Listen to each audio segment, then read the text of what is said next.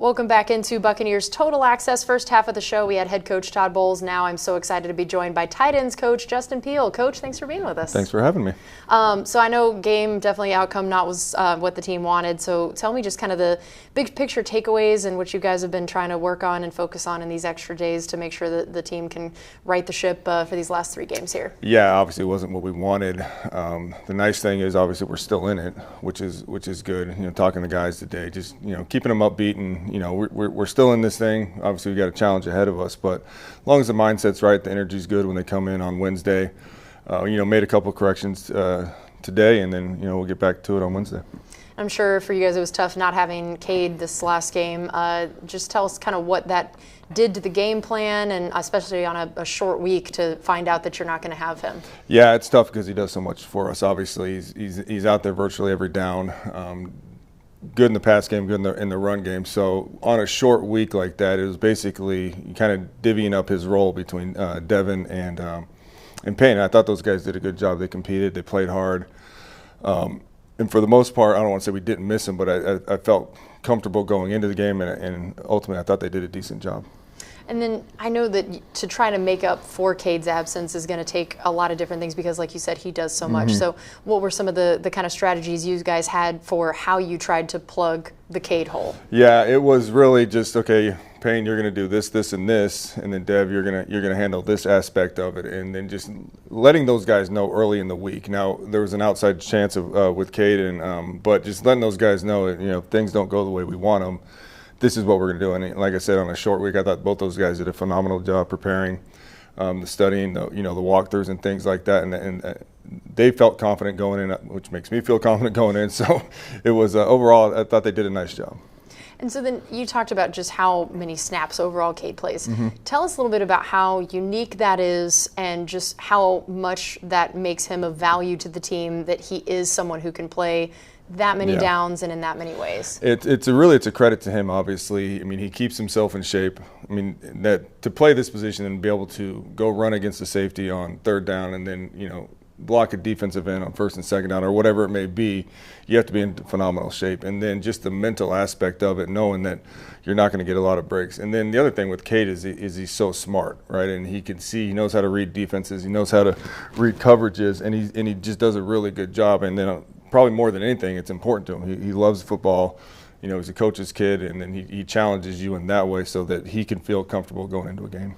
And what have you seen from his blocking this season, maybe even compared to others, and where he has grown in that area and just the level of skill he has in that particular area? Yeah, he understands defense, and he's able to see things and because he watches so much film to anticipate what's going to happen. And I think that's a big aspect of it. And like I said before, it's important to him, so he works at it, and just his overall want to. I mean, that's the biggest thing I tell these guys.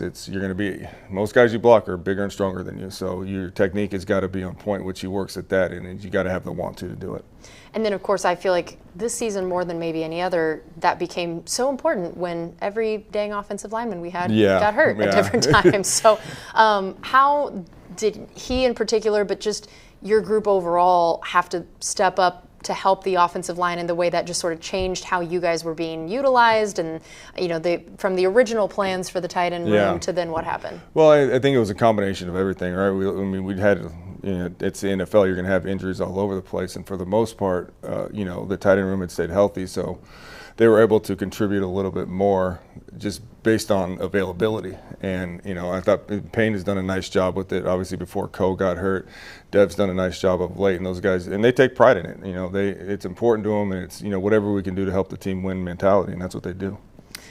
How do you work with the O-line in those situations? How do you make sure, because we always hear about how important the continuity for the O-line is for blocking purposes. Well, then now there were times, you guys are like extensions of them. How do you guys work on that, and what kind of chemistry is needed between you and the O-line when it comes to those? Well, it really comes down to communication, and Luke and Tristan and those guys do a phenomenal job of communicating, this is what we're doing. And I've always told those guys, if they tell you what they're doing, you should be able to figure out what your job is. And then we'll spend time with the tackles, and individual, just working on those combination blocks. And the communication is great. Like I said, Luke and Tristan are phenomenal in the way that they talk with us. Graham does a nice job. Brett's, all those guys really communicate well and so that we can all be on the same page with things.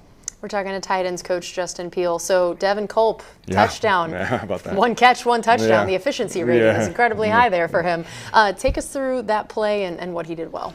Yeah, it was a play we had ran it versus different coverage a couple plays earlier, and then this one he just he ran his route, and I don't know, I'm not in their meetings as some would say, but I don't think that was the coverage they wanted, and he came wide open, and Bake delivered the ball right on time, and it was I'm happy for him. The guy's worked hard over these last couple of years, hasn't gotten many opportunities, but he took advantage of one, which was fun to see.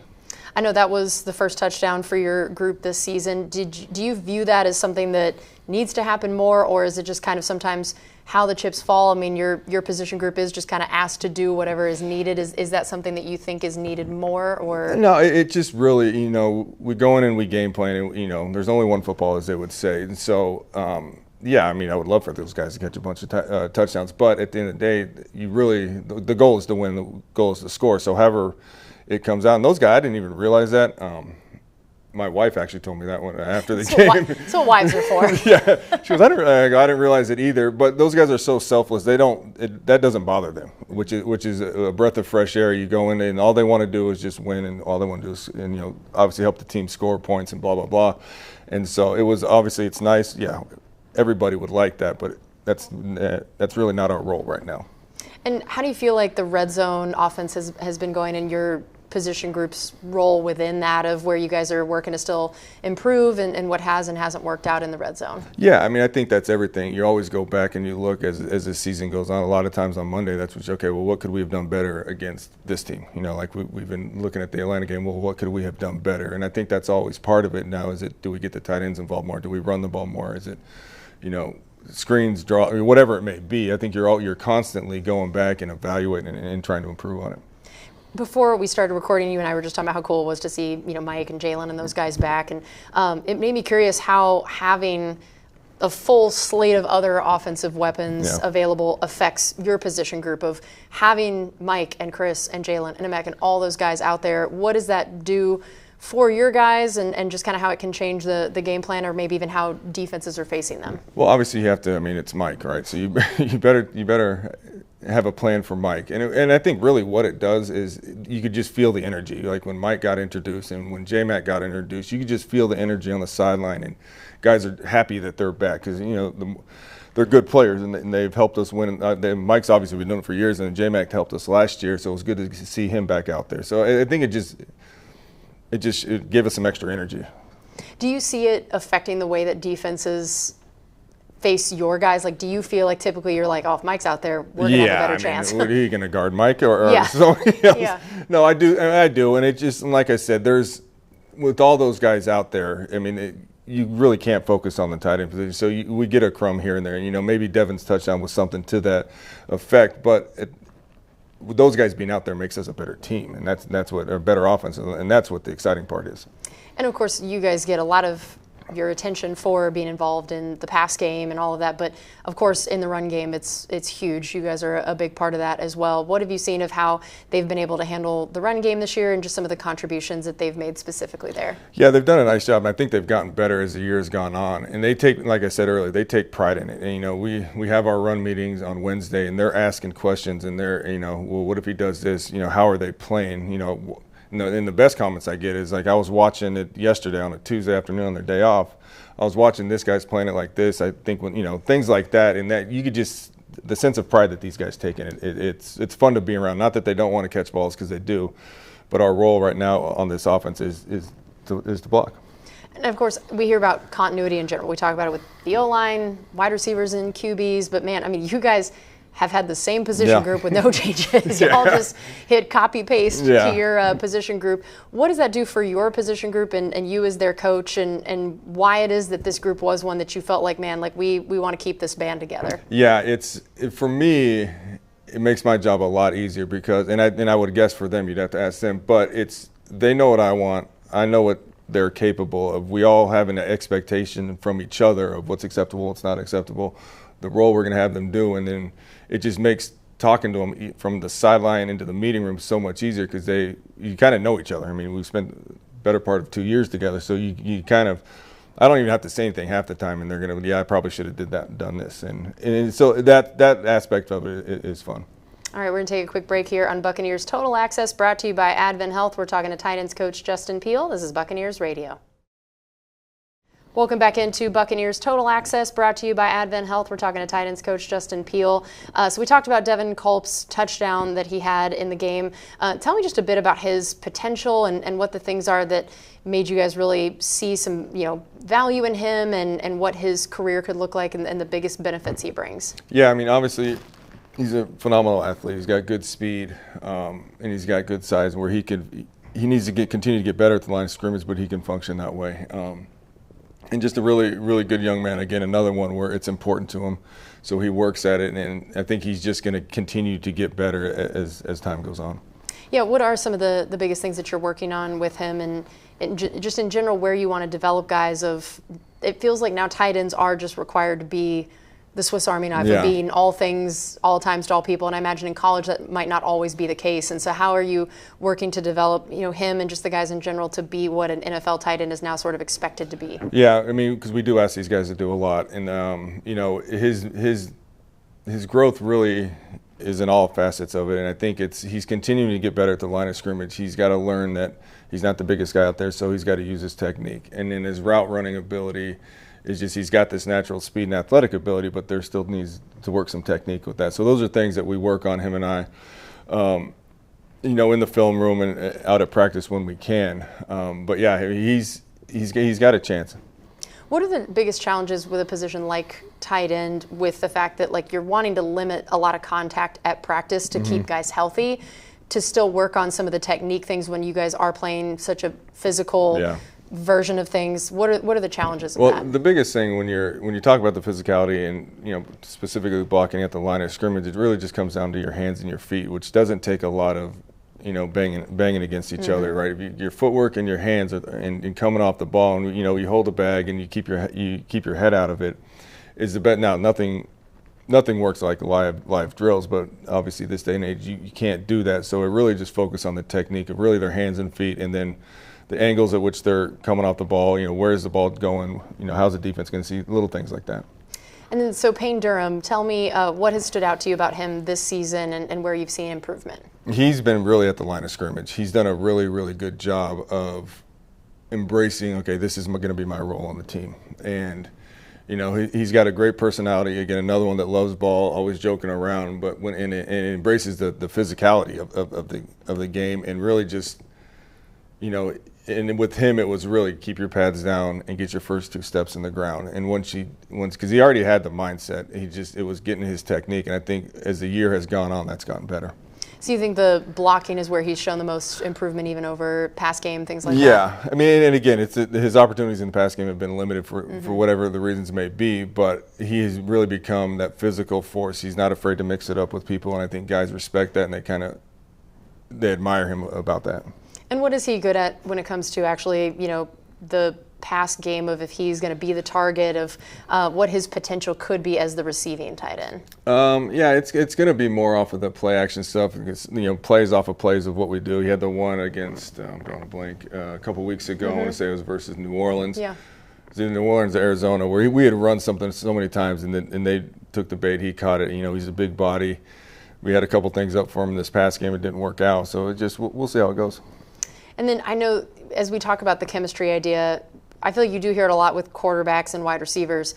Obviously still incredibly important with your group. Where do you feel like Baker's chemistry stands with your guys and the way you guys work to make sure that when it is largely Cade taking a lot of that, to still in these moments where it might be a Devin, it might be a Payne, to make sure everybody's getting that chemistry? Well, it's really Cade can't take every play at practice, so those guys will get their reps, and then in practice, and it's not just in the run game, so those guys will get those reps, and then when we do routes on there, they get it, and then there's there are times where they're not primary, but they're still in there, and just the way that things go sometimes. And I've always told, especially with a quarterback like Bake, where it's designed to go here, but if things break down, he gets to running around. You better be ready. Yeah, you better be ready. So, and Lord knows that's happened from time to time.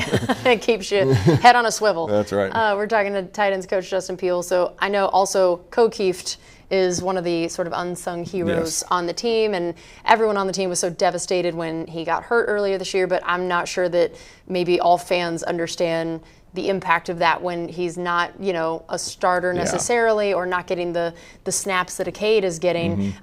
What did missing Ko do to your room and to the overall just offensive game plan and the ways that he contributes we don't always appreciate? Yeah, I mean, Ko's another one that's a physical presence out there. Obviously when he was healthy, you had Cade, Payne, and Ko, and we could go out there and we could be physical, and you could take it. You could take it off of Cade for a play or two if we were just going to go ahead and run the ball, and that's what he was on the field. Really, off the field, to me, is more important. He's a leader in the special teams room. He's a leader in our room, and again, it's the mindset of I'm going to do whatever it takes to help this team win, and that's infectious, especially in my room, but really on this team. You can see, there's a lot of guys like that with the culture that what Todd and Jason have built around here, and he epitomizes that. You mentioned the special team side. I know that your guys get used on special teams for sure. How does that affect them on offense, and just overall how you guys decide, the snap counts and who's getting used where and how often? And, you lose a guy like Ko, and now what does that mean? So how does that kind of work as you guys share them essentially between both groups? No, they play special teams first. I mean, Cade and Payne and Dev, and then Ko when he was up. I mean, that was their role, and I had always told them, you don't take a break on offense. You take you take a break on offense, not on special teams. It's because it is such an important part of the game, and like I said, Ko and Payne and Devin of late have been a big part of that. And then I know that there are some different personalities in your room. Yes, it's fantastic. I think more than maybe any other position group, you have a wide variety among not that many players to really only have 4 or 5 guys in your room. Tell me a little bit about what the dynamics are, what the personalities are, and what that looks like in a meeting room. It's well, first off, like I said, it's important to all of them. So there are times when I do have to tell them we need to lock in and we need to focus right now. Cade's the old soul. He's very quiet, but he has fun with the guys. And then you've got Payne and Ko and Dev are kind of, I don't want to say wild childs, but they like to have fun. Let's just say it. And they like to joke around. And Tanner, all of a sudden, Tanner will make a comment and you don't realize that Tanner's there. And then he makes something and then we're all laughing. So it's a good group. We do have fun. They do know when it is time to be serious, and we got to focus on the task at hand, but we do have some fun in there. I've always appreciated that it feels like Ko, if you were to draw in a lab a blocking tight end, that Ko feels kind of tailor-made for that. Do you agree with that? Yeah. Well, and the thing with Ko is it's his attitude. Like he loves doing it, and he knows. And like when we go to routes on air, him and Payne, I think at one point during the season, him and Payne just went over and started hitting the sled. They didn't, it was like, Coach, we're good. We're going to go over here and do this, which is fine. I mean, they know who they are, right? And that's a trait that not a lot of people have, and those two know who they are, and they embrace it. And especially in today's NFL, where I do feel like tight ends have become like an extension of the receivers room.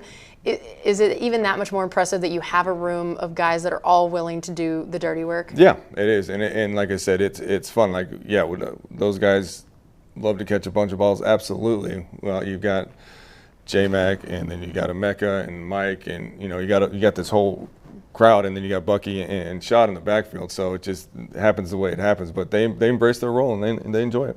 I remember hearing at one point you guys had a nickname for yourselves as the Rusty Trucks. I hadn't heard this one, but go ahead. So that was going to be my question, is I didn't know if that was still the nickname, but if you haven't heard it, I don't know, maybe that means they've moved on. I hadn't heard that one. I think that was that may have been before I got here, but I do like the nickname. Yeah, you're a fan of the concept of it. They said basically you got your sports cars out there, wide receiver and running back, but occasionally everybody's going to need the truck to get the work done. No question. So you like that. Okay, good. All right, we're going to take one more break here on Buccaneers Total Access, brought to you by Advent Health. This is Buccaneers Radio. Welcome back into Buccaneers Total Access, brought to you by Advent Health. We're talking to tight ends coach Justin Peelle. So tell me about working alongside Josh Grizzard as he comes in, and just the way that you guys were all, helping with the game plan, putting it together, and what you really liked about his vision for the offense. Yeah, it was fun because we were all together last year, other than Fence came in, and then it's been fun to see him put his little twist on it. Things that he had done before, or things that, just trends going around that we've tried to implement, and I think Josh's done a really good job. And how challenging just to figure out what the offense should look like with so many different injuries and, at so many different position groups, and just as coaches, the ways you guys have all tried to help him out as a first-year play caller with that, and just how big of a challenge that can be week to week with it just being so concentrated. Yeah, I mean, that's just part of the NFL. We went through it last year with Liam with, the injuries here and there, and that's just, that's going to happen in this league. And I think what we've done a decent job of, and we'll continue to try to do a better job of, is just putting players in the right position to succeed. If you got everybody, then it's easy to run this offense. But all of a sudden you start losing guys, and then now you gotta put them in the position to succeed, and then ultimately for the offense to succeed. So it's a challenge, but it's also fun at times. Yeah, what are the ways that you really like the way he uses tight ends, or just his vision for tight ends in general, and the way that they play a role in his offense? Yeah, it's, we do the play action, and then the keeper game is kind of where we're at, and then just the vision that him and Carbs have for the run game, and moving those guys around. We've moved those guys around a lot more this year than probably anywhere I've been, and just with the motions, and then intermixing them, and having the ability, like you're talking about before, for the most part, it's been Caden and Payne when you got two tight ends out there, but using them in different roles, and not just making sure that we don't have a tendency. Well, Cade's always going to do this, Payne's always going to do this. So we've mixed and matched those guys, and so it's been a challenge, but it's been fun at the same time. And then now going into 2 games against Carolina in your final 3, I mean, that's already just got to be a wild thing to have to face a division team 2 out of 3 games in a row, and at the very end of the season for kind of all the marbles, as they say. Yes. What are the biggest pros and cons of that, of when it comes down to it now, it being against a division opponent like this, to have these 2 shots, but then also sort of the weirdness of it being there's some familiarity there in that matchup. So how does that affect you guys as coaches and what you try to do? Yeah, you try to, like I said, put the players in position to succeed, but you also don't want to telegraph what you're going to do. So that becomes a challenge, and obviously playing them twice in 3 weeks is another part. Now, very good defense with some of the players they got over there, and so trying to find a way to give us an advantage, but also respecting the fact that it's a good football team over there, and so we got a challenge for us. When you play against a coach that has familiarity with the team, of you guys know Dave really well, he knows you guys really well, and having fairly recently everybody kind of coached together here, a lot of the different people, how does that affect the way you guys try to do things, and or is it just, hey, we got to play our game, it doesn't matter if there's familiarity? In this league, it almost feels like there's always someone who's on a staff that's been with somebody else recently. I mean, and that's part of this league. And the other thing is, you don't want to get away from what you do, what your core is, what you've had success at. And it's really, there are times where you just we're going to do what we do better than what they're going to do what they do. I mean, that's the ultimate goal. They're not going to change their defense a whole lot. I would imagine they've got 16 or 15, 16 weeks of it, whatever it may be. And so we just got to go out and execute. And so then we're talking to tight ends coach Justin Peelle. You brought up their defense, that they definitely have some talented guys over there. What stands out to you now that you guys have been game planning a little bit here of at the different levels of their defense and what it looks like? The corner is very good. J.C. Horn's a very good player, one of the better corners in this league. Derek Brown is and has been for a long time, one of the better interior linemen in this league. So those 2 right there kind of run the defense, and then you got some complementary pieces. I think their defensive line is extremely talented. I think their back end and their linebackers are very good. So it's just, you got to control the front, which is always the case in the NFL. Is if you can control the line of scrimmage, then you've got a chance. Now, this is going to be a very big challenge for us. How have you guys tried to use these extra days, both for players, coaches, and how big was it to have these extra days now? Yeah, I think it's good. I think it's the players, playing whatever it was, 2 games in 5 days or whatever it was, those guys being able to get some extra rest, obviously, especially toward the end of the season, right, when your bodies are sore already. So the next couple of days, and then we just looking at stuff that we've done, and you go back through the Atlanta game, okay, what could we have done better? Go back to the New Orleans game, same type of deal, and then really trying to get a really good feel for what Carolina's doing out there. What would you say, looking at their defense, thinking about you guys as an offense as a whole, the keys to winning that battle? Bucs offense versus their defense, what would you say are one or two things that if this happens, we'll end up coming out on top of those? Obviously, you got to protect our quarterback. I mean, I know everybody says it every week, but they've got a good pass rush, and then we've got to be able to run the ball against a team that does a really good job of running the ball. It's really going to come down, in my opinion, just to the line of scrimmage. What's the mindset you want your guys to have and just the team overall? You know what it's like to be in these locker rooms after some tough losses and to be in that place where, like you said, you guys are still in it.